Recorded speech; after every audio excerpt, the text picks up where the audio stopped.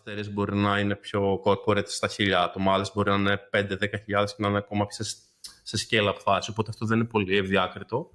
Αλλά ο κανόνας τους ενδιαφέρει να κάνουν grow γρήγορα και αρκετά επιθετικά. Τα AI tools, όλα τα AI workflows που θέτουν κάποιο είδους έμεση πίεση στις εταιρείες να κάνουν περισσότερα με λιγότερο κόσμο. Μην σκιπάρεις τα βασικά τα οποία πάντα θα είναι επίκαιρα, πάντα θα είναι χρήσιμα και δεν γίνεται να είσαι developer, ό,τι εργαλεία και να υπάρχουν και να μην έχεις βασικές γνώσεις. Για μια θέση senior δεν θα κοιτάξω που έχεις σπουδάσει, εγώ προσωπικά. Δεν έχει σημασία, κατά τη γνώμη μου. Πιο πολύ σημασία έχει τι ξέρεις να κάνεις, αν μπορείς αυτό που λέει το position να το κάνεις και να κάνεις και contribute γενικά σαν στην ομάδα.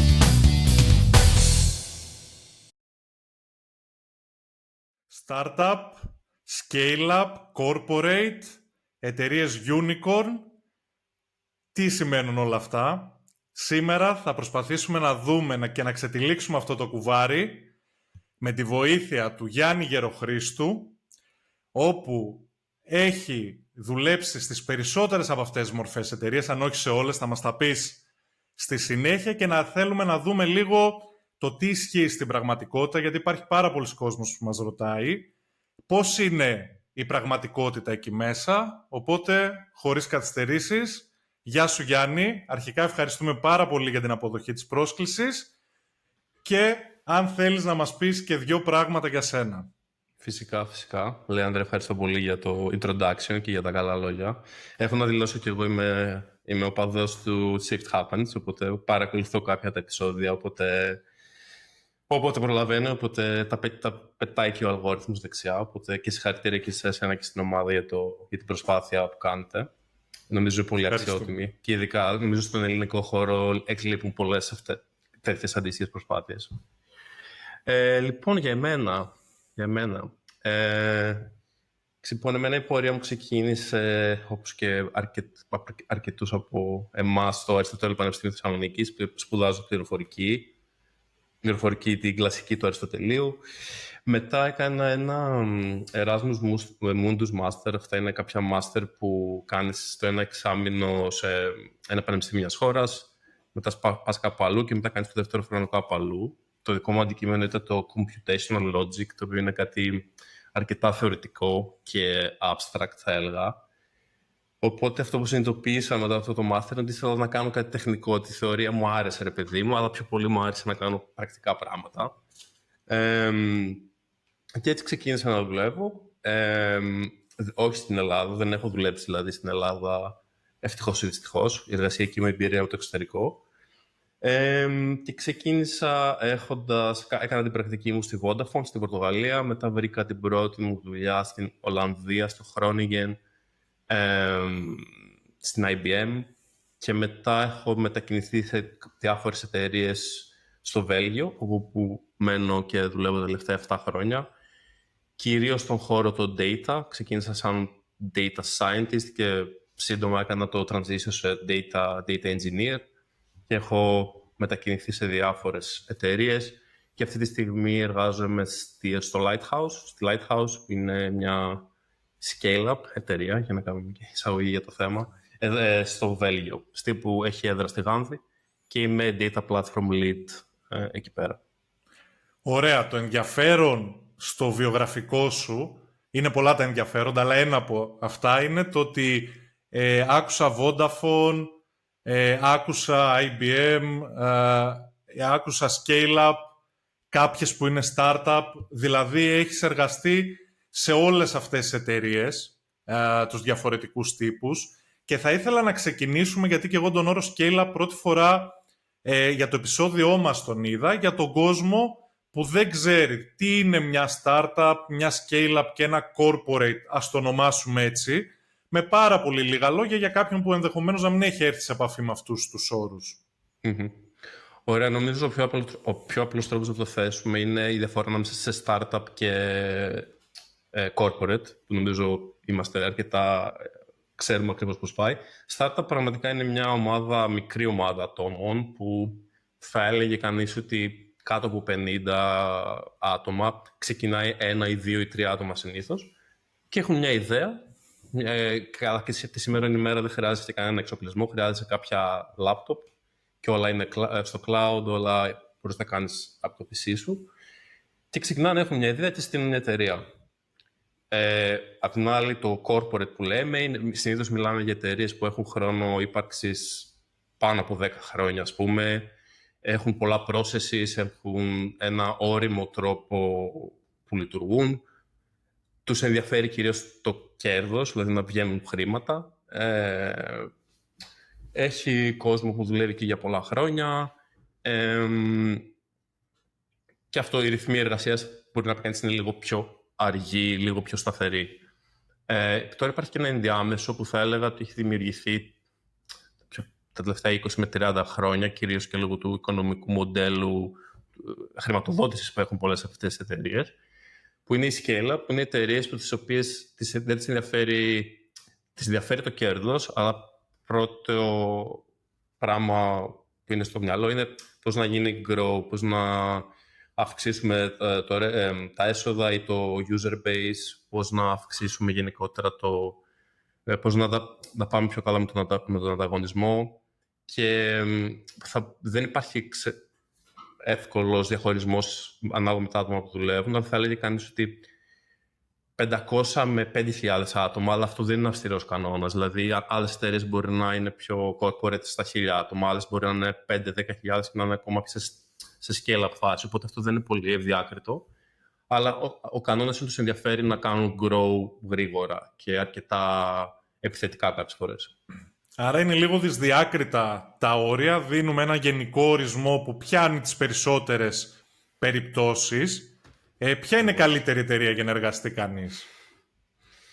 Πολύ καλή ερώτηση.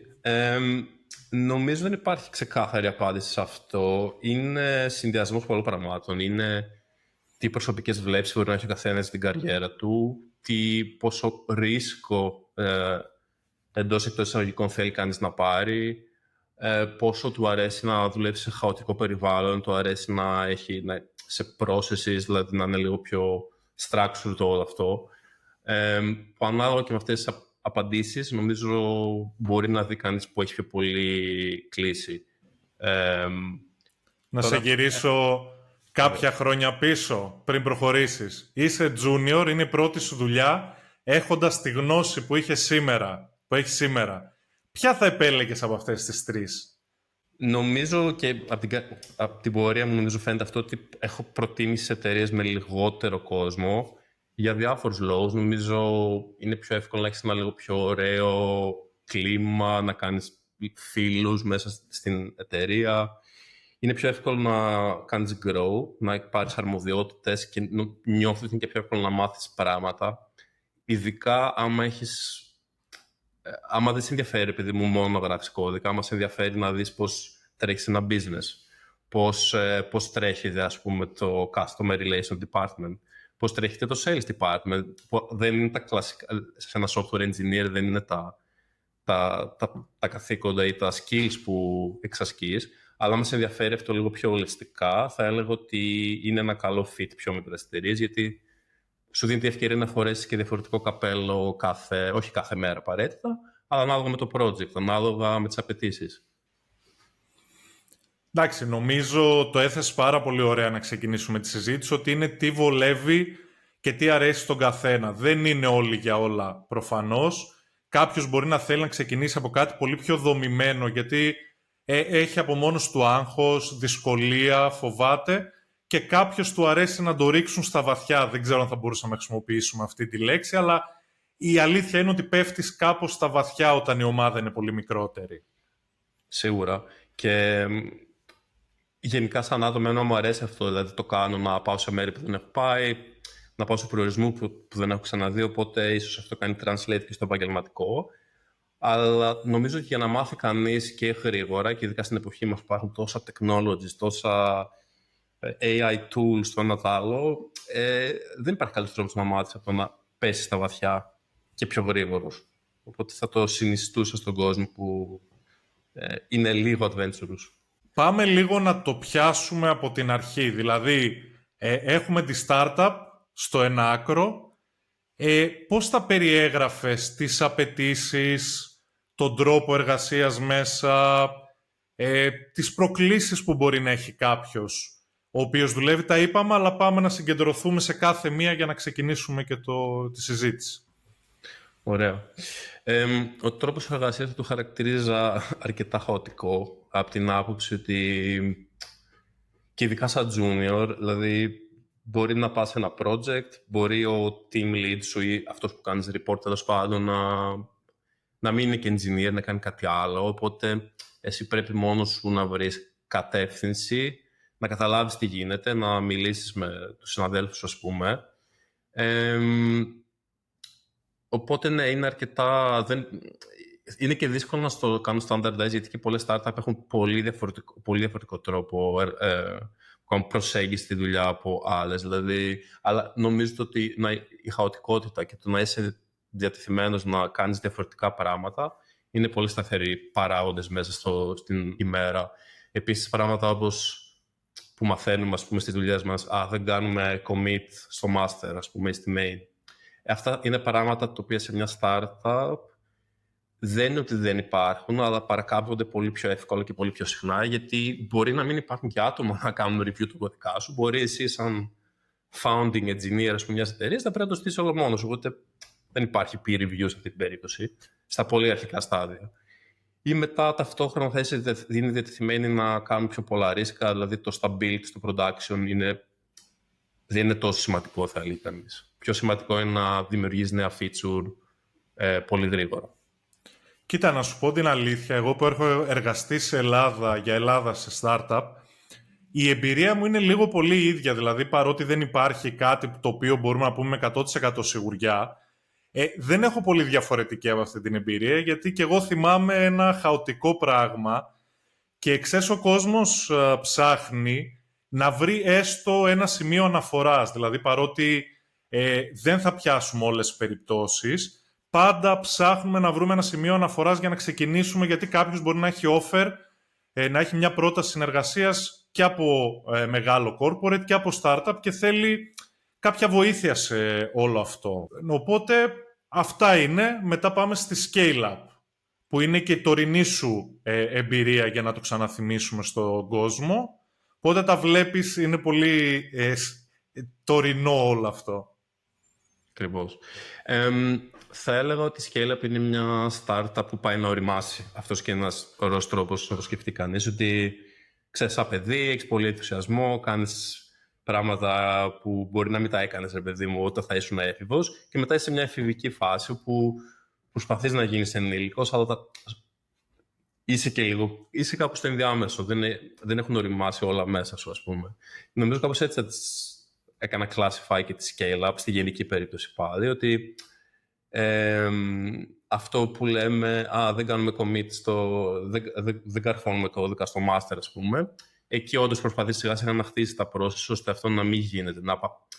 Ή μπορεί να το επέτρεπε στην αρχή, άρα σιγά σιγά συνειδητοποιείς ότι με περισσότερο κόσμο, με περισσότερα teams, πρέπει να γίνεις λίγο πιο αυστηρό σε κάτι τέτοια ζητήματα. Ή στην αρχή μπορεί να έλεγες σαν startup, γράφουμε κώδικα σε ό,τι γλώσσα θέλουμε, δεν έχει σημασία. Γράψτε σε Rust, σε Ruby on Rails, σε TypeScript. Και μετά συνειδητοποιήσεις ότι, πρέπει να κάνουμε ένα standardize, δεν μπορούμε να κάνουμε maintain 50 διαφορετικές γλώσσες, δεν είναι scalable. Οπότε αρχίζουν να σε ενδιαφέρουν τέτοια ζητήματα, λίγο πιο strategy, λίγο πιο stability, security, που αρχίζει σιγά σιγά να θες να πας σε κάποια certifications, που ανάλογα τον κλάδο της εταιρείας που έχουν το ISO, πώς λέγεται, 28001 και κάποια άλλα αντίστοιχα είναι πολύ σημαντικά.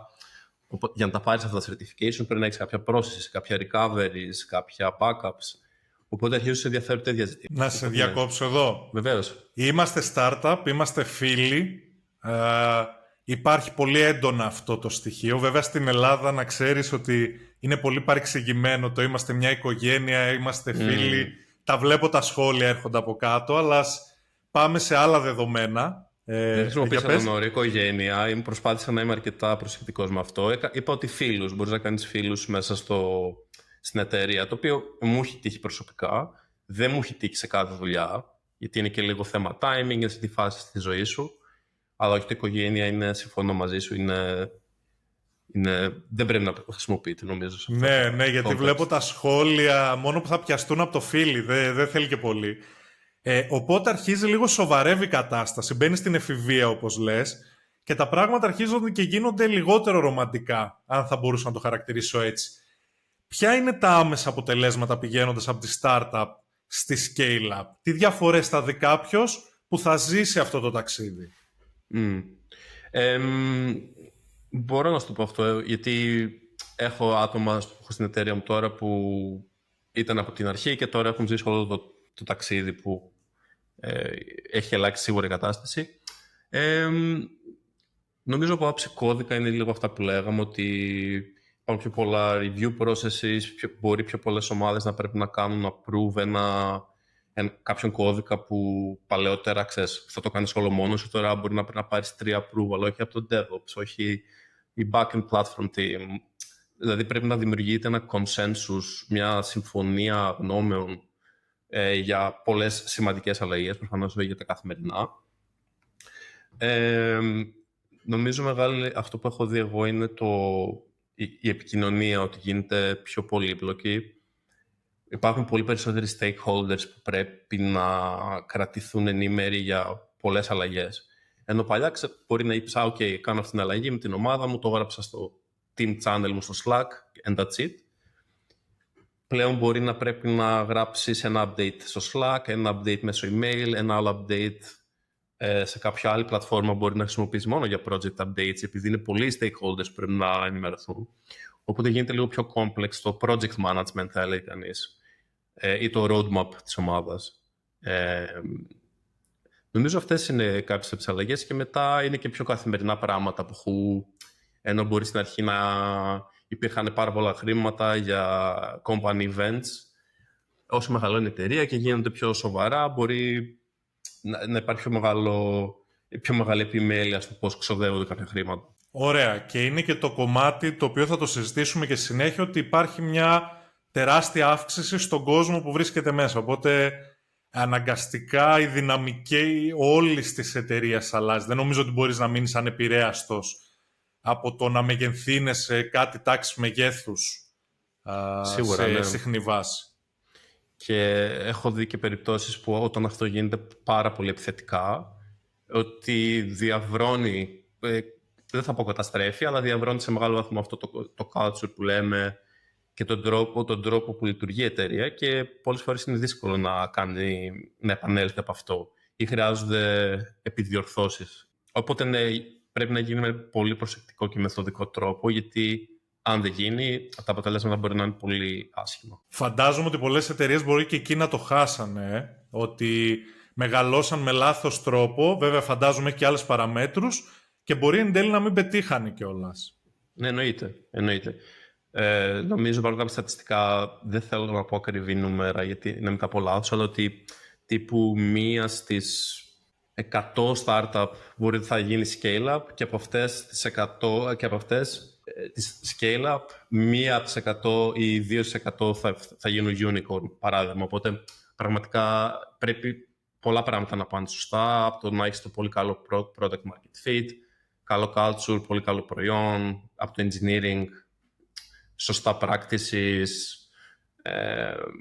μεθοδικότητα, και είναι και θέμα τύχης, κακά τα ψέματα. Δηλαδή χρειάζεται, εκτός αν είσαι η OpenAI, ας πούμε, ή και κάποιες άλλες τέτοιες εταιρείες, χρειάζεται και τύχη για να...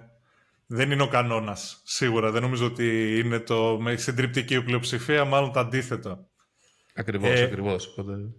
Έβαλες έναν ακόμα όρο στο παιχνίδι, και επειδή δεν θέλω να αφήσουμε τον κόσμο με την απορία, είπες την έννοια της unicorn. Το ανέφερα και εγώ στην αρχή. Τι είναι η unicorn? Είναι πιο απλός ο ορισμός, ευτυχώς και για τον κόσμο που θα παρακολουθήσει και ειδικά με όλους τους άλλους που είπαμε. Η unicorn είναι μια εταιρεία που έχει γίνει valuation, η λεγόμενη αξιολόγηση. Δεν το ξέρω κι εγώ, evaluation. Πάνω από $1 δισεκατομμύριο ευρώ ή δολάρια, για να είμαι πιο ακριβής. Αυτό σημαίνει ότι άμα γινόταν κάποιο exit event, το λεγόμενο, και συνήθως υπάρχουν 2 exit event για μια εταιρεία, είτε να αγοραστεί από μια άλλη εταιρεία, μεγαλύτερη συνήθως, ειδικά όταν λάβει αυτά τα ποσά, είτε να εισαχθεί στο χρηματιστήριο με το IPO, το λεγόμενο, ότι η κοστολόγηση της εταιρείας θα ήταν πάνω από αυτό το ποσό. Οπότε αυτός είναι ο ορισμός μιας unicorn εταιρείας και στον κλάδο της τεχνολογίας στον οποίο μιλάμε, συνήθιζαν να υπήρχαν πάρα πολλές unicorn μέχρι και το 2021. Πλέον είναι αρκετά πιο δύσκολο για μια εταιρεία να φτάσει εκεί πέρα, γιατί και αυτοί που δίνουν τα χρήματα έχουν πιο υψηλά κριτήρια πλέον και υπάρχει μεγαλύτερο μεθοδικότητα και από τη μεριά τους για να αποφύγουν τις κακές περιπτώσεις, γιατί υπήρχαν αρκετές περιπτώσεις εταιρείων που δόθηκαν πολλά χρήματα, χάθηκαν τα χρήματα εν τέλει γιατί το προϊόν δεν ήταν τόσο καλό. Οπότε αυτός είναι ο ορισμός. Αυτό είναι και ωραίο μέρος μιας άλλης συζήτησης, το ότι γιατί έχουν μειωθεί οι θέσεις. Το είπες χωρίς να είναι αυτή η ερώτηση και δεν θα μείνουμε παραπάνω γιατί έχουμε ωραία θέματα, αλλά έθιξες και ένα θέμα, το ότι υπήρχε τεράστια χρηματοδότηση, πολύ πιο εύκολα εταιρείες προσλάμβαναν κόσμο, μεγαλώνανε και έγινε ένα μεγάλο μπαμ και ήταν και λίγο πλασματική η αγορά εργασίας. Θα κάνω μια παρένθεση εδώ και θα σου πω πώς θα περιέγραφες την αγορά εργασίας αυτή τη στιγμή στις Βρυξέλλες. Δηλαδή, ποια είναι τέρμα οι juniors, μόνο seniors και κανένας άλλος. Πώς θα την περιγράφεις πολύ πάνω-πάνω? Μπορώ να σου πω...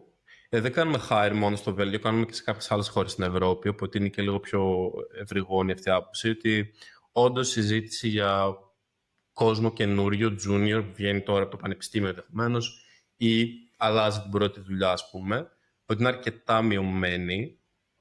Νομίζω αυτό που είπες είναι πολύ σωστό, ότι το οικονομικό background το καθιστά έτσι. Κατά τη γνώμη μου παίζει πολύ μεγάλο ρόλο και το AI, το λεγόμενο, τα AI tools, όλα τα AI workflows που θέτουν κάποιο είδους έμεση πίεση στις εταιρείες να κάνουν περισσότερα με λιγότερο κόσμο. Ταυτόχρονα οι senior developers είναι αυτοί που μπορούν να χρησιμοποιήσουν και το AI πιο αποτελεσματικά μέσα στην καθημερινότητά τους. Οπότε ο συνδυασμός αυτών των δύο νομίζω καθιστά πιο δύσκολη δουλειά για junior. Φυσικά υπάρχουν οι θέσεις, αλλά νομίζω το να φτάσει κανείς σε ένα job offer είναι πιο δύσκολο από ό,τι πριν 5 με 6 χρόνια.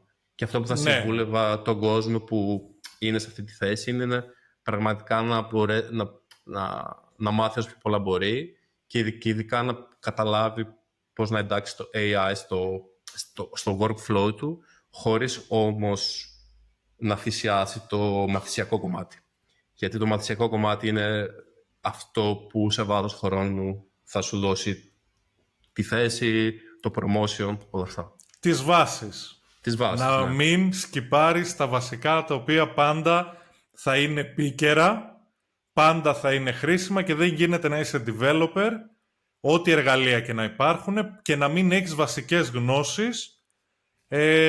Και το λέω και εγώ που τις έμαθα πολύ αργότερα, που έχω πολλά κενά σε σχέση με άτομα τα οποία πήγαν στο πανεπιστήμιο και σκύπαρα και μόνος μου βασικές γνώσεις για να μπορέσω να ανταπεξέλθω στην αγορά εργασίας. Αλλά πάντα όλα γυρνάνε σε αυτό. Γιατί κάναμε μεγάλη παράκαμψη και βγήκαμε σε άλλα μονοπάτια, τα οποία είναι πολύ ενδιαφέροντα, αλλά έχουμε να συζητήσουμε και άλλα. Αφήσαμε το corporate. Μιλήσαμε startup, scale-up, unicorn, corporate. Νομίζω είναι το λιγότερο fancy τις περισσότερες φορές, αλλά πάμε λίγο να το ορίσουμε και αυτό σε συνθήκες, απαιτήσεις, προκλήσεις, δυσκολίες. Το corporate, έτσι όπως το βίωσα εγώ τουλάχιστον, είναι πάρα πολύ process-driven, πάρα πολύ δίσκαμπτο αυτό που είπες εσύ. Δηλαδή, εντάξει, νομίζω ήμουν και ένα πιο ειδικό τύπο δουλειά, κοντά σε κάποιο είδους τραπεζικό οργανισμό που το security και το compliance ήταν πάρα πολύ σημαντικά. Οπότε, για να το θέσω πιο χειροπιαστά, θέλαμε να κάνουμε ένα deploy Πέμπτη στην production και έπρεπε ίσως και από την προηγούμενη εβδομάδα να δημιουργήσουμε ένα ServiceNow workflow, το οποίο άμα δεν έχετε χρησιμοποιήσει ποτέ ServiceNow στην καριέρα σας, εύχομαι να μην το χρησιμοποιήσετε.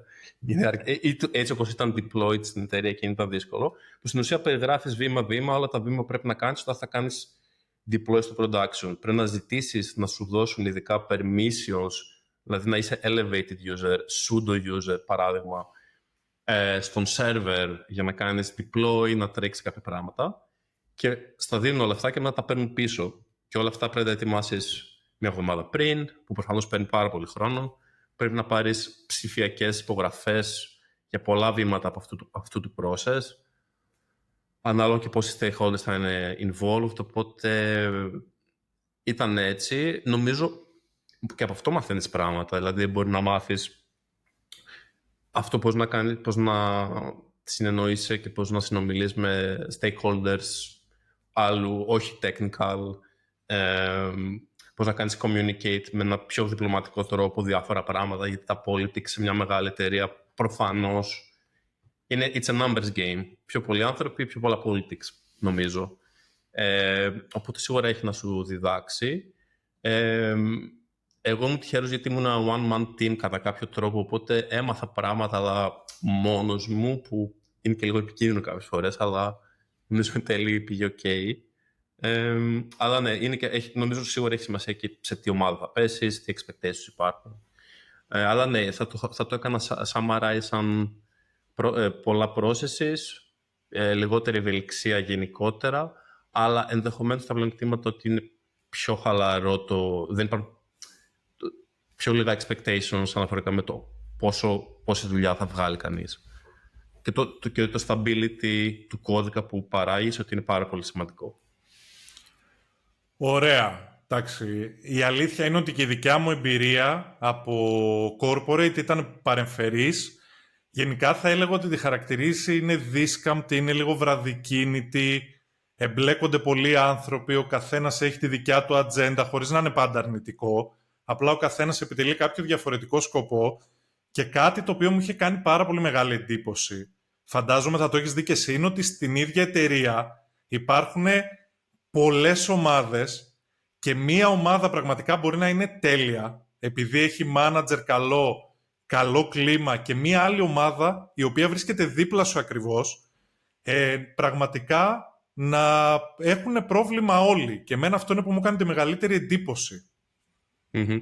Ναι, σίγουρα το βλέπεις. Θα έλεγα ότι μπορεί να το δεις αυτό και σε πιο μικρές εταιρείες, σε τύπου scale-up, ότι αν το δεις πιο ιεραρχικά, που άμα έχεις έναν director, έναν διευθυντή που έχει 30-40 άτομα και ένας άλλος που έχει 30 με 40 άτομα, άμα ο κόσμος είναι ευχαριστημένος με αυτόν, ότι ομάδες που μπορείς να κάνεις interact σε καθημερινή βάση, ότι λειτουργούν πολύ διαφορετικό τρόπο, κάνουν πράγματα αλλιώς, είναι πιο χαρούμενοι, αυτό που λες. Οπότε είναι σίγουρα αλλά νομίζω είναι το βλέπεις περισσότερο σε μεγάλες εταιρείες, σίγουρα. Γι' αυτό είναι και δύσκολο, πιστεύω, να πάρεις πραγματικό feedback για την εταιρεία, γιατί ξέρω σε εταιρείες που έχουμε δουλέψει και παραπάνω από ένας γνωστή ή που γίναμε φίλοι αργότερα, η εμπειρία του καθενός, ήμασταν 3 άτομα, η εμπειρία του καθενός ήταν τελείως διαφορετική από του άλλου, χωρίς να σημαίνει ότι ενός ήταν πολύ καλύτερη, πολύ χειρότερη, ήταν τελείως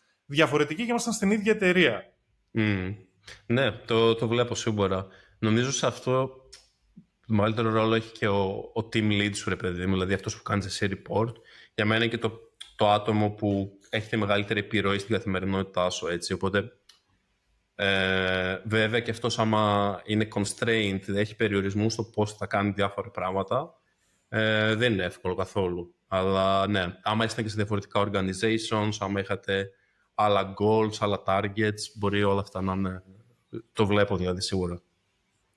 Πώς θα περιέγραφες αυτές τις εταιρείες ως προς τις δυνατότητες ανέλυξης και εξέλιξης? Δηλαδή, στο corporate και σε startup, ας βάλουμε μία για να μην αναφερόμαστε σε 3-4 διαφορετικά κάθε φορά. Ένα disclaimer ακόμα, το ανέφερε και ο Γιάννης, αναφερόμαστε σε tech γιατί όλα αυτά έχουν εφαρμογή και σε πολλούς άλλους κλάδους που είτε δεν είναι καθόλου tech είτε χρησιμοποιούν το tech για να κάνουν τη δουλειά τους, αλλά δεν είναι tech εταιρείες αυτό καθεαυτό. Εμείς έχουμε επικεντρωθεί εδώ, είναι το κανάλι μας, είναι και η δικιά μας εξειδίκευση και δεν πιάνουμε και όλο το φάσμα και κάποιες κοινές κατευθυντήριες υπάρχουν. Οπότε, πώς έχεις νιώσει την ανέλυξη και την εξέλιξη σε αυτές τις εταιρείες, και μιλάμε και μισθολογικά και σαν θέσεις, γιατί και αυτά παίζουν ρόλο, όχι μόνο τα. Καλή ερώτηση. Νομίζω γενικά η ανέλυξη είναι πιο αργή σε πιο μεγάλες εταιρείες. Αντίστοιχα, νομίζω και τα pay jumps που μπορεί να... οι αυξήσεις στο μισθό μπορεί να πάρει κανείς είναι πιο μικρές, και ο κύριος λόγος είναι ότι είναι όλα πιο standardized. Δηλαδή, σου λένε είσαι level 7 σύμφωνα με η παγκόσμια κλίμακα που έχουμε όλες τις θέσεις, και παίρνεις τόσα και πας στην κλίμακα 8, οπότε σου αντιστοιχεί μια αύξηση 3,9%. Δηλαδή είναι όλο μαθηματικό. Πολλές φορές μπορεί να μην υπάρχει καθόλου η επιρροή του manager να το αλλάξει αυτό. Και είναι και πιο αργή γιατί it's a numbers game again. Υπάρχουν πιο πολλά άτομα που διαγωνίζονται για προσλήψεις. Αυτό που ίσως είναι ενδιαφέρον να ξέρει κανείς ότι συγγνώμη, δεν λέω για προσλήψεις, αλλά για promotions. Τα promotions στην ουσία συναγωνίζεσαι κατά κάποιο τρόπο και με άτομα εκτός του engineering. Δηλαδή, είναι και πόσα promotions μπορεί να δώσει όλη η εταιρεία, γιατί έχει ένα budget για promotions, το οποίο μπορεί να είναι ανάλογα την εταιρεία κάποια εκατομμύρια, κάποιες χιλιάδες ευρώ.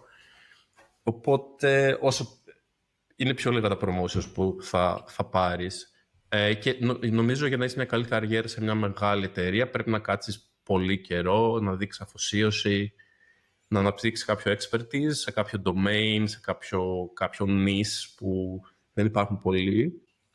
Ωραία. Σε μια startup η δικιά μου εμπειρία είναι ότι έλα σε εμάς και εφόσον είσαι καλός, νομίζω ότι είναι πάρα πολύ κοινό σε όλες τις συνεντεύξεις. Σε αυτά θα ανέβεις, θα αποκτήσεις δικιά σου ομάδα, θα ανέβεις μισθολογικά, θα πάρεις ευθύνες, θα κάνεις. Αυτό στην πράξη το έχεις δει να ισχύει ή είναι ένα selling point του αυτού που έχει την εταιρεία απέναντί σου? Το έχω δει σίγουρα. Κάποιοι το πράττουν περισσότερο από άλλους, προφανώς. Επαναλαμβάνω ότι το δείγμα μου είναι εκτός Ελλάδας, οπότε ίσως είναι και λίγο biased από αυτήν την άποψη, αλλά έχω δει άτομα που μπορεί να ξεκίνησαν σαν πρώτη-δεύτερη δουλειά και έχουν φτάσει, μπορεί να είναι directors, μπορεί να είναι VPs, μπορεί να είναι CTOs. Υπάρχουν κάποιες εταιρείες στη Γάνδη.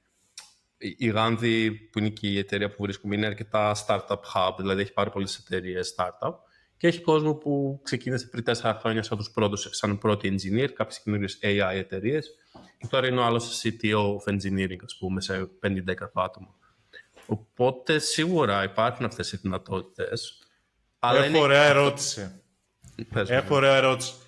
Ποια είναι τα χαρακτηριστικά που πιστεύεις ότι διαχωρίζουν αυτόν που έγινε director, τα skills στην ουσία, με αυτόν που ανέβηκε μισό level ή έμεινε εκεί που ήταν, αλλά ξεκίνησαν την ίδια περίοδο σε παρεμφερείς θέσεις? Ποια είναι αυτά τα skills που πιστεύεις ότι κάνουν τη διαφορά?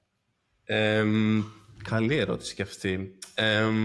Νομίζω σίγουρα πρέπει να υπάρχει μια φιλοδοξία γενικότερη, δηλαδή κάποιος που θέλει να πουσάρει τον εαυτό του γιατί είτε θέλει να μάθει περισσότερα, είτε θέλει να πάρει πιο πολλά χρήματα, και στην κοινωνία που ζούμε ευτυχώς ή δυστυχώς το χρήμα έχει μια πολύ άμεση ανταποδοτική αξία.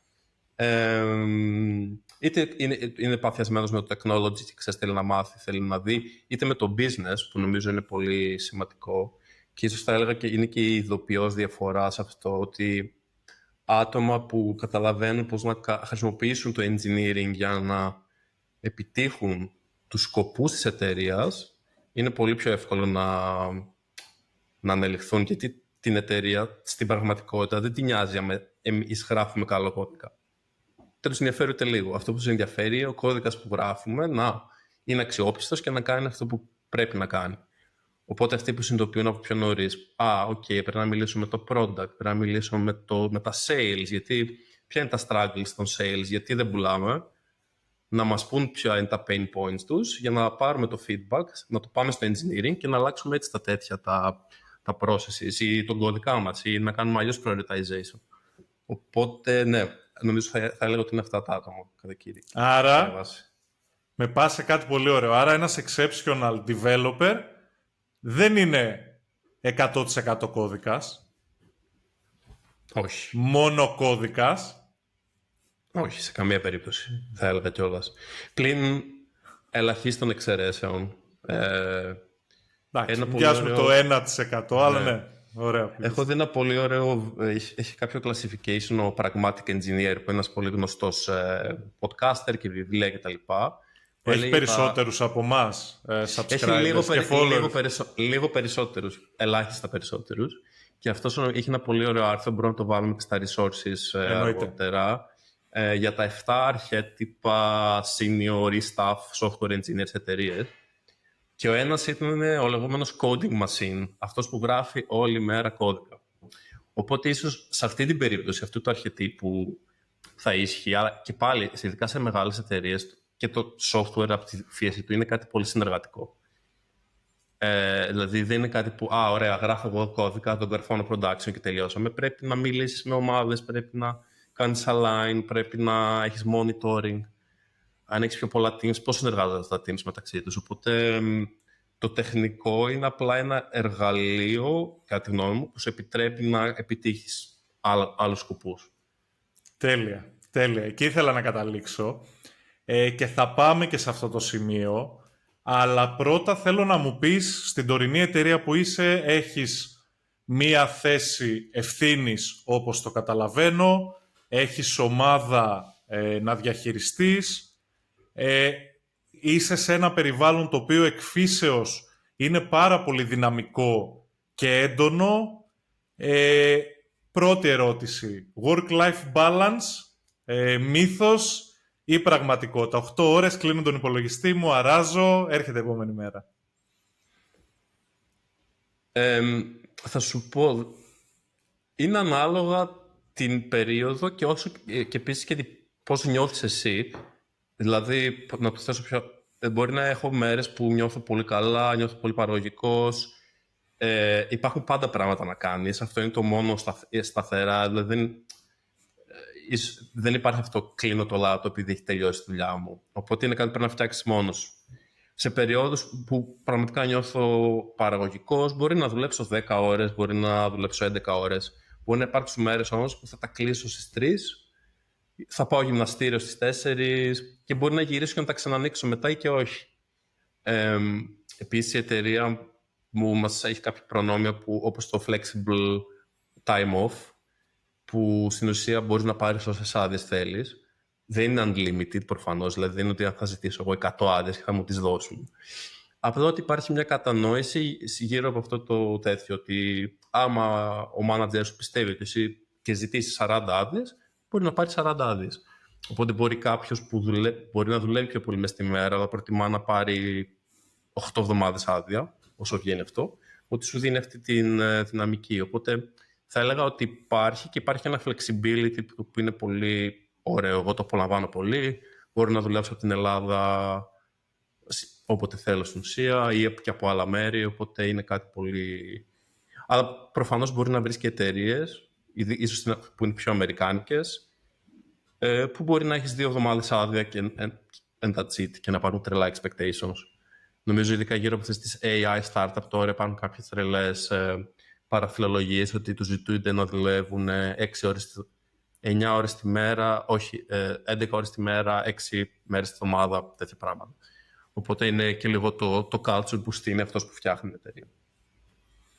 Ωραία, εντάξει. Οπότε το διαχειρίζεσαι, είναι πολύ και σε σένα το πώς θα το διαχειριστείς, έχει καλές μέρες, έχει κακές μέρες, αλλά σίγουρα έχει κάποια ευθύνη, έχει και όλο αυτό το γύρω-γύρω. Ανέφερες unlimited άδειες εισαγωγικά και ένα πολύ ενδιαφέρον στατιστικό είναι ότι διάβαζα ότι, επειδή το έχω ξαναδεί το unlimited, ότι εν τέλει ο κόσμος καταλήγει να παίρνει τις νόμιμες ή και λιγότερες σε εταιρείες που έχει εφαρμοστεί το unlimited. Δεν ξέρω πόσο αλήθεια ήταν, αλλά το έχω διαβάσει και αυτό κάπου. Πιστεύω ότι ισχύει, γιατί αυτό κυρίως το έχω δει εγώ από αμερικάνικες εταιρείες, όπου για το κοινό μας δεν ξέρω αν το γνωρίζουν αυτά, ο κανόνας στην Αμερική είναι ότι έχεις 10 μέρες άδεια του χρόνου. Αυτό, that's it. Οπότε μπορεί να τους δίνουν unlimited και από 10 να παίρνουν 12, ας πούμε, ή 13. Στην Ευρώπη, από αυτό που έχω δει εγώ, ο κόσμος γενικά, άμα έχει κάποιο δικαίωμα, το παίρνει. Στο Βέλγιο που έχω, παραδείγματος χάρη, υπάρχουν 20 άδειες του χρόνου, που είναι το ελάχιστο απαιτούμενο από τον νόμο. Δεν το έχω δει και δεν πιστεύω ότι υπάρχει ούτε ένα στην εταιρεία που δεν τις παίρνει όλες αυτές τις 20. Τώρα πόσο παραπάνω μπορεί να πηγαίνουν εξαρτάται από πάρα πολλούς παράγοντες. Ωραία, ωραία. Κρατάμε αυτό γιατί θα πάμε πιο μετά σε μισθούς και perks τα οποία παίρνεις. Είπαμε ότι εσύ είσαι σε μια θέση που προσλαμβάνεις ή έχεις λόγο, αν θα ήθελες να μας πεις και σε ποιο κομμάτι εμπλέκεσαι της διαδικασίας. Οπότε να μιλήσουμε λίγο παραπάνω σε αυτό, να σου κάνω κάποιες ερωτήσεις. Βεβαίως. Λοιπόν, προσλαμβάνεις κόσμο. Ποια είναι τα χαρακτηριστικά τα οποία εσύ ψάχνεις, αφού μας πεις και σε ποιο κομμάτι της διαδικασίας εμπλέκεσαι και με πόσο βάθος. Υπάρχουν διάφορα pillars ή διαφορετικά πράγματα που κοιτάω και κοιτάμε. Νομίζω θα τα συνόψιζα ως προφανώς το τεχνικό κομμάτι είναι πάρα πολύ σημαντικό, ειδικά στον κλάδο μου που είναι data engineering, που πρέπει να έχεις κάποια συγκεκριμένα bases, να καταλαβαίνεις κάποιες τεχνολογίες, κάποια tools, πώς λειτουργούν, κάποια fundamentals γύρω από σχεδιασμό βάσεων δεδομένων κτλ. Το οποίο είναι πολύ σημαντικά. Μετά είναι το κομμάτι της συνεργασίας και της επικοινωνίας, που το θεωρώ επίσης πολύ σημαντικό. Από τον τρόπο πώς θα συμπεριφερθεί ο άλλος, ποια θα είναι η γλωσσική και η σωματική του επικοινωνία, πώς θα συμπεριφερθεί, πώς θα κάνει την παρουσίαση της εργασίας όταν φτάσουμε σε εκείνο το σημείο. Επίσης, είναι πώς πιστεύω ότι θα κολλήσει με την υπόλοιπη ομάδα, δηλαδή το team spirit, team collaboration ή αυτό πόσο καλά κολλάει με όλους τους άλλους από άψη προσωπικότητας, από άψη skills. Αυτά τα δύο θα έλεγα κυρίως. Πώς μπορείς να το καταλάβεις αυτό, ρε εσύ? Τώρα βγαίνω, σκίζω τις ατζέντες και πάμε σε πιο καφενεία, αλλά πώς μπορείς να καταλάβεις αν ο άλλος είναι καλό fit για σένα? Και θέλω να το πάρεις και επί προσωπικού, γιατί για μένα έχει ενδιαφέρον πώς το βλέπεις εσύ. Γιατί ο καθένας μπορεί να το βλέπει και διαφορετικά. Δεν είναι επιστήμη, δηλαδή δεν μπορώ να σου πω ότι είναι πιο πολύ feelings, πιο πολύ το συναίσθημα που θα σου δώσει ο άλλος. Οπότε ούτε επιστημονικό είναι, ούτε 100% έγκυρο είναι. Και είναι και κάτι που θα έλεγα που όσο πιο πολύ το εξασκείς, ίσως σου έρχεται λίγο πιο οργανικά, λίγο πιο εύκολα. Ίσως, ξέρεις, κάνεις κάποιες ερωτήσεις, καταλαβαίνεις καλύτερα τι ερωτήσεις να κάνεις, ώστε να καταλάβεις αυτά τα πράγματα από τον άλλον. Αλλά σε καμία περίπτωση δεν είναι. Και μπορεί ανάλογα με το άτομο να είναι πολύ διαφορετική αυτή η συζήτηση που θα σε φτάσει σε κάποιο συμπέρασμα. Και γι' αυτό εγώ, όπως κάνω hire, βάζω ένα βαθμό, ας πούμε, σε όλες αυτές τις κατηγορίες που σου έδωσα, στο τεχνικό, στο vision, ας πούμε, στο collaboration, και κάνω δυο άλλα έχω, δεν τα θυμάμαι, ώστε να έχω μια σούμα, ας πούμε, και να μπορώ να έχω και μια θρηστική εικόνα. Αν κάποιος μπορεί να μην είναι τόσο καλό σε κάτι, να αναπληρώνει από κάτι άλλο. Αλλά εν τέλει, το άτομο που θα ψάχνει να βάλει στην ομάδα εκείνη τη στιγμή μπορεί να θέλουν να είναι κάποιος πολύ exceptional στο technical κομμάτι, και άμα δεν το κάνει ο άλλος tick, να μην του δώσει τη θέση γι' αυτό. Τα hard skills αναπληρώνονται? Τα hard skills αναπληρώνονται, θα έλεγα, προφανώς μέσα σε κάποια πλαίσια, και ειδικά θα επανέλθω στο AI και στα AI workflows, γιατί νομίζω ότι σε κάποιο βαθμό όχι αναπληρώνουν, αλλά σε βοηθάνε και να μάθεις εσύ πιο γρήγορα, άμα τα χρησιμοποιείς σωστά, αλλά και να παράξεις περισσότερο έργο, που είναι πολύ σημαντικό προφανώς. Οπότε θα έλεγα ότι όχι, δεν είναι το πιο σημαντικό για εμένα πάντως. Πτυχίο πληροφορικής, 100% απαραίτητο. Αν δεν το έχεις, δεν έχεις καν θέση στο τραπέζι μαζί μας, ή εφόσον μου αποδείξεις, εγώ είμαι ok. Ποια είναι η δικιά σου άποψη και το τι πράτεται? Εγώ προσωπικά, και δεν ξέρω και το talent recruitment, μπορώ να τους ρωτήσω την επόμενη φορά που θα τους μιλήσω, δεν ξέρω αν το κοιτάμε καν, δηλαδή είναι κάτι που πιστεύω σίγουρα σε βοηθάει να φτάσει σε ένα σημείο στην καριέρα σου, αλλά άμα έχεις φτάσει, ειδικά τώρα για μια θέση senior, δεν θα κοιτάξω που έχεις σπουδάσει, εγώ προσωπικά. Δεν έχει σημασία, κατά τη γνώμη μου. Πιο πολύ σημασία έχει τι ξέρεις να κάνεις, αν μπορείς αυτό που λέει το position να το κάνεις και να κάνεις και contribute γενικά σαν στην ομάδα. Οπότε δεν θα έλεγα ότι είναι απαραίτητο. Προφανώς σε βοηθάει ίσως να φτάσεις σε ένα seniority σε μια πιο μικρή ηλικία ίσως, γιατί ξέρεις, έχεις κάποια fundamentals πιο σωστά, αλλά και πάλι έχω δει περιπτώσεις που δεν ίσχυε, οπότε θα έλεγα ότι δεν είναι απαραίτητο. Ωραία. Referral, LinkedIn apply ή apply κατευθείαν από το site για εσάς?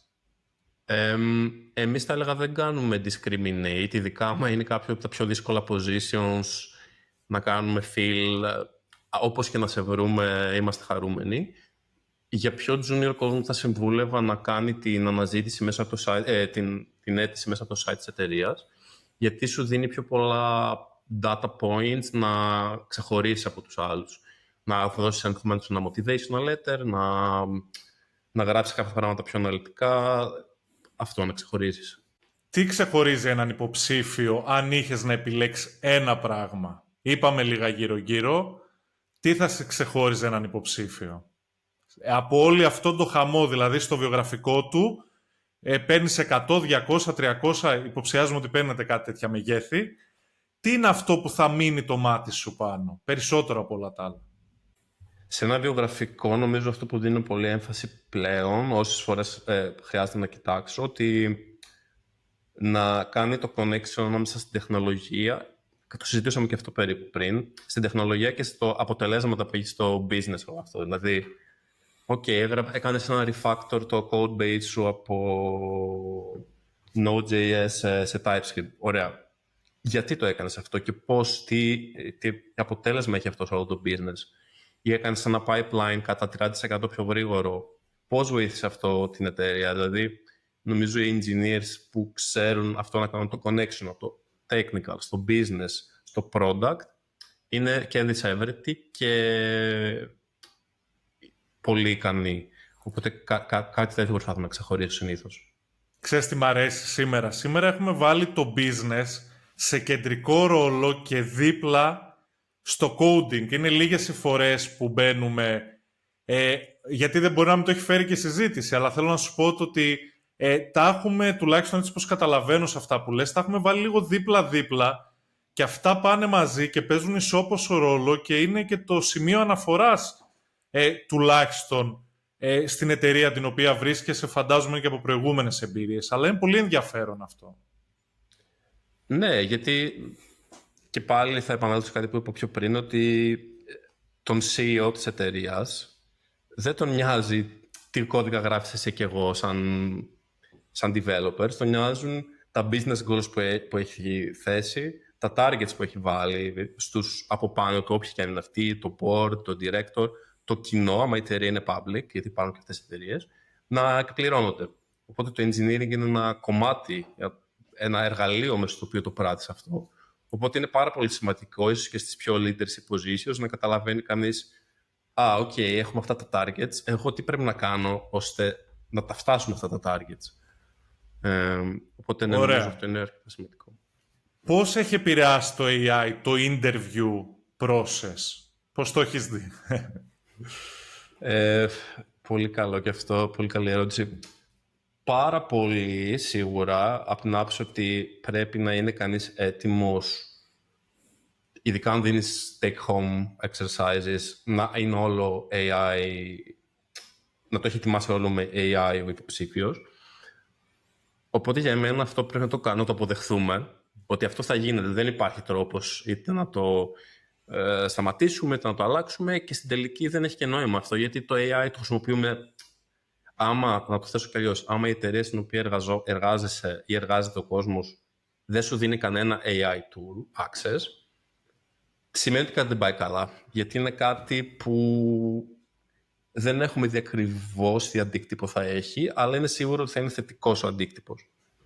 Οπότε είναι κάτι που πρέπει να κάνουμε, να αποδεχθούμε, είναι ένα εργαλείο που πρέπει να μάθουμε να δουλεύουμε μαζί του.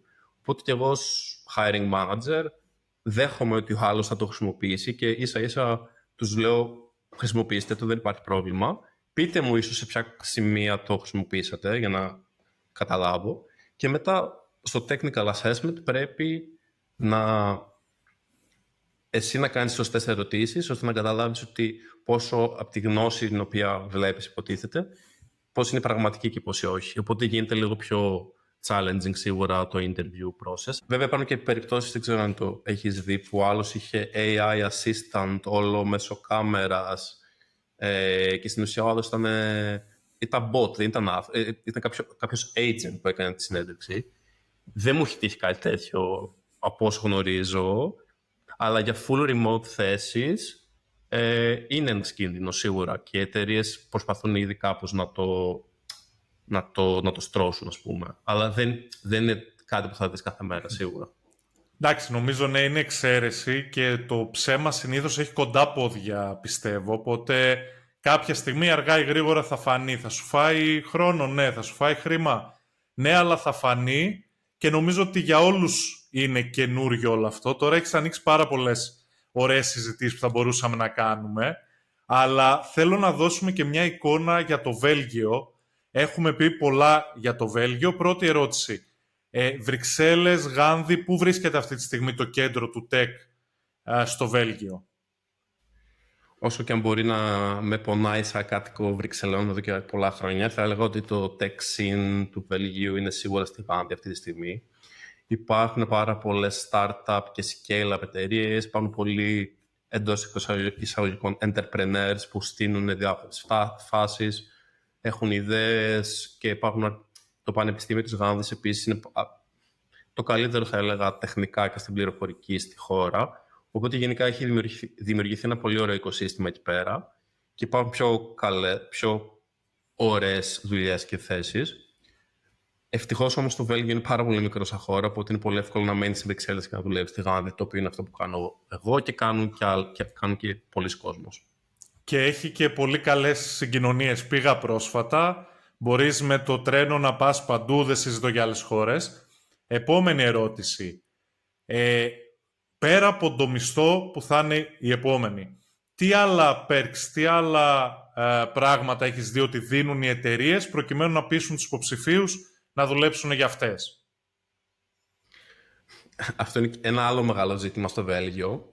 Για όσους δεν το ξέρουν αυτό, το Βέλγιο είναι μια από τις χώρες, όχι μόνο της Ευρώπης, αλλά του κόσμου, την υψηλότερη φορολογία. Δηλαδή, στην ανώτερη κλίμακα είναι 50%. Και δεν Μας νικήσατε. Μας νικεί. Εδώ είναι 45. Στα εργασιακά φτάνει, αλλά δεν είναι τα perks τα ίδια από το κράτος. Αλλά αυτό είναι άλλη συζήτηση, δεν είναι της παρούσης. Έχει πάρα πολύ ψηλή φορολογία, που κλιμακωτά φυσικά φτάνει εκεί, αλλά δεν είναι τόσο δύσκολο να τη φτάσει κανείς, ειδικά άμα είναι senior and above. Οπότε αυτό που γίνεται στην πραγματικότητα, έχουν βρει διάφορους άλλους μηχανισμούς, ώστε να δίνουν χρήματα ή resources ή προνόμια στους υπαλλήλους, ώστε να ανταπεξέλθονται στην πολύ ψηλή αυτή φορολογία. Οπότε θα έλεγα όλες οι δουλειές που είχα στο Βέλγιο σου δίνουν το λεγόμενο meal voucher και eco-check. Το meal voucher νομίζω είναι κάτι που υπάρχει στην Ελλάδα, αν δεν κάνω λάθος, που για κάθε μέρα που δουλεύεις παίρνεις 7 ή 8 ευρώ ή 6 ευρώ, τα οποία τα παίρνεις σε μια ξεχωριστή κάρτα, με την οποία κάρτα μπορείς να κάνεις ψώνια από το σούπερ ή να αγοράσεις τρόφιμα γενικά. Οπότε αυτό είναι ένα fixed ποσό. Στην Ελλάδα συνήθως συμφωνείς σε ένα 100-200, ναι, αλλά μπορεί να επιμεριστεί ένα μέρα. Okay. Ναι, συνήθως πάει ένα μέρα, δηλαδή και στο αποδεικτικό παίρνεις στο τέλος κάθε μήνα. Κάθε μέρα που δούλεψες παίρνεις μέρες επί αυτό το ποσό. Αυτό είναι κάτι το οποίο το έχουν όλες τις εταιρείες. Μπορεί να υπάρχουν κάποιες που δεν το δίνουν, αλλά στο technology νομίζω δεν υπάρχουν. Μετά υπάρχουν άλλα πράγματα. Συνήθως υπάρχουν 14 μισθοί επίσης στο Βέλγιο. Ένας end of year και ένας Μάιο ή Ιούνιο.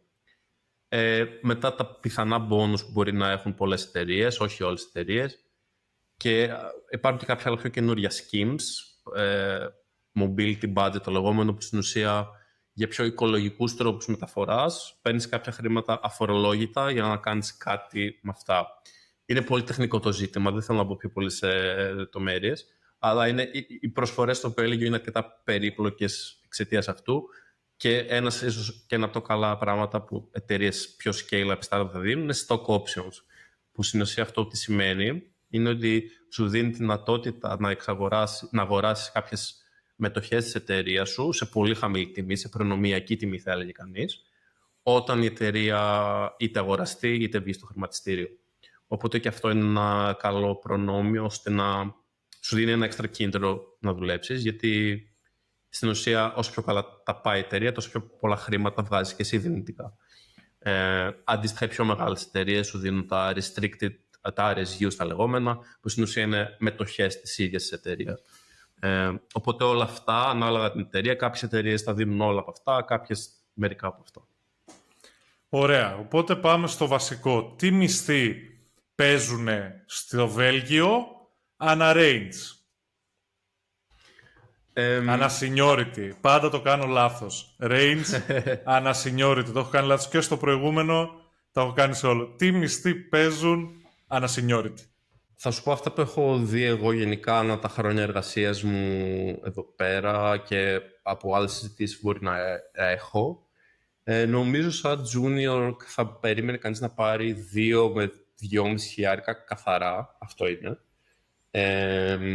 Σαν mid-level 2,5 με 3, ίσως και λίγο παραπάνω. Και θα έλεγα senior 3 με 4. Και πάλι αυτά είναι πολύ χονδρικά ranges. Και ανάλογα τα προνόμια που παίρνεις, μερικά ή όχι ή καθόλου από αυτά, μπορεί να έχει πολύ μεγάλη επίπτωση στα λεφτά που βλέπεις στο τέλος του μήνα στον τραπεζικό λογαριασμό. Θα μπορούσες να δώσεις μια ποσοστιαία μεταβολή του εισοδήματος με βάση τα perks, γιατί ανέφερες πάρα πολλά. Έτσι πολύ αόριστα και γενικά θα μπορούσε να είναι ένα 20, 30, 100 σε ορισμένες περιπτώσεις. Σε 100 πάνω. 100% όχι, δεν θα ήταν, αλλά θα έλεγα από 10% μέχρι μπορεί και 30 με 35% να δεις περισσότερα χρήματα επειδή η εταιρεία σου κάνει cost optimize, tax optimize, το μισθολόγιο της, τη μισθοδοσία της, για να είναι πιο appealing στους υπαλλήλους της. Οπότε μπορεί είναι σημαντικό να ψάχνεις εταιρείες που τα κάνουν όλα αυτά, να το θέσω και έτσι. Ωραία συμβουλή. Και πολύ σύντομα μπορεί κάποιος να ζήσει ξεκινώντας από junior μέχρι senior στο Βέλγιο με τέτοιους μισθούς?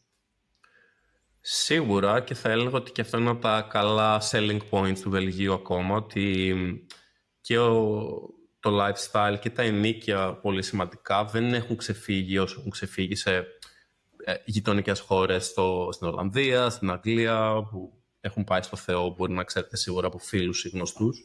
Εδώ είναι ακόμα πολύ είναι normal τα πράγματα, δηλαδή από κάτι ενοίκια που ακούω στην Αθήνα παίζει να είμαστε στα ίδια επίπεδα, ας πούμε, ή να είναι η Αθήνα λίγο πιο φτηνή, αλλά δεν έχει μεγάλη διαφορά. Ειδικά μέσω Κίνας συγκατοικείς, είναι πολύ εύκολο και με 2.000 που είναι το lower range για junior, σίγουρα μπορείς να ανταπεξέλθεις. Τέλεια. Πολλά που μπορούμε να πούμε ακόμα, αλλά σιγά σιγά θα σε πάω στο κλείσιμο. Θα ήθελα να βάλουμε έτσι ένα επίλογο σε όλη αυτή τη συζήτηση και αν θα ήθελες να μοιραστείς κάποιες τελευταίες σκέψεις γύρω από όλο αυτό. Ναι, αυτό που θα συμβούλευα όσους βλέπουν αυτό το επεισόδιο και μπορεί να έχουν κάποιους ενδιασμούς, κάποια περιέργεια, what happens, τι συμβαίνει στην άλλη μεριά του τείχους, ρε παιδί μου. Νομίζω η συμβολή μου θα ήταν στον κόσμο να το πράξει, να προσπαθήσει να δουλέψει σε τέτοιες εταιρείες. Είναι γενικότερη φιλοσοφία με αυτό ότι καλύτερα να κάνω κάτι και να το μετανιώσω, παρά να μην το κάνω και να αναρωτιέμαι πάντα πώς θα ήταν άμα δοκίμαζα αυτό και δοκίμαζα το άλλο. Αλλά νομίζω σε αυτές τις εταιρείες μπορεί να βρει κανείς πολύ καλές ευκαιρίες, να δουλέψει με νέα technologies, χωρίς να υπάρχει το technical depth, το λεγόμενο που σε κυνηγάει πάντα. Οπότε είναι μια πολύ ωραία εμπειρία και νομίζω αξίζει να τη ζήσει, ειδικά ο πιο νεαρός κόσμος. Νομίζω δεν υπάρχει καλύτερη λύση. Υπάρχει καλύτερη λύση για τον καθένα μας, ανάλογα με το πού βρίσκεται στη ζωή του και ποια είναι τα θέλω του. Θα βάλουμε και κάτω στην περιγραφή του βίντεο τα resources που ανέφερες κατά τη διάρκεια της συζήτησης και ενδεχομένως κάποια άλλα που πιστεύεις ότι θα βοηθήσουν τον κόσμο και μπορεί να αφορούν το οτιδήποτε. Θα βάλουμε και τα social του Γιάννη και στο LinkedIn, Connect, έχουμε σπαμάρει όλο τον πλανήτη να μιλάτε εκεί έξω, να στέλνετε. Εδώ θα ήθελα να σε ευχαριστήσω πάρα πολύ, Γιάννη, για τη συζήτηση. Και εγώ ευχαριστώ, Λέανδρη, για την πρόσκληση και το απόλαυσα πολύ. Νιώθω ότι όντως υπάρχουν και άλλες ανοιχτά θέματα, μπορούμε να τα τελειώσουμε και ποια άλλη στιγμή. Αλλά εύχομαι αυτό να βρει και ο κόσμος το βίντεο χρήσιμο, ώστε και αυτό όντως είναι ένα ζήτημα, η σκέλα που δεν είναι τόσο διαδεδομένο στην Ελλάδα, οπότε χαίρομαι να επεκτείνω τη γνώση του κόσμου προς αυτήν την κατεύθυνση. Εννοείται, η πόρτα είναι ανοιχτή, έχουμε και live stream, έχουμε και επεισόδια. Προφανώς θα μας πει και ο κόσμος κάτω στα σχόλια αν έχει κάποια άλλη απορία, αν κάτι θα ήθελε να το δουλέψουμε παραπάνω πάνω στη συζήτηση. Οπότε ευχαριστούμε και πάλι για αυτή την πάρα πολύ ωραία συζήτηση και να ευχηθούμε σε όλους σας καλή συνέχεια. Γεια σας. Γεια χαρά.